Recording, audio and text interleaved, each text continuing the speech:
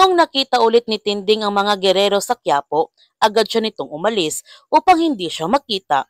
Ngunit nakita pa rin siya ni Pilar at pinahabol ni Pilar sa kanyang mga tauhan si Tinding. Nahuli naman si Tinding ng mga tauhan ni Pilar pero nagawa naman niyang makatakas. Habang si Marites, tinulungan naman niya si Gustavo nung muntik na itong mahimatay. Nung nakita ni Gustavo si Marites, nakakaramdam siya nito ng lukso ng dugo. Ang gaan-gaan ng kanyang pakiramdam nung nakita niya si Marites.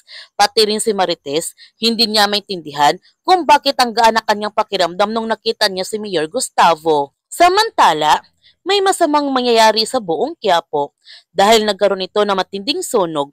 Kahit sobrang delikado, hindi nagdadalawang isip si Tanggol na tulungan ang mga taga-Quiapo. Nakikipagpantintero siya sa apoy para mailigtas ang mga tao. Habang si Olivia, gagamitin niya ang pagkakataon na ito para magpakitang gilas sa mga taong bayan. Tutulong siya sa mga taong nasunugan para makita ng taong bayan na handang-handa siyang tumulong. Mapapahamak naman si Tanggol habang iniligtas niya ang mga taga-Quiapo, pero nakaligtas naman siya nito sa bingit ng kamatayan.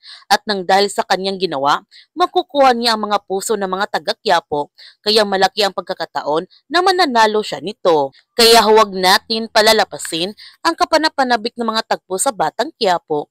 Kung bago ka pa channel ko, don't forget to like, subscribe, and click notification bell para palagi kang updated sa mga videos in-upload ko. Thank you for watching and God bless to everyone.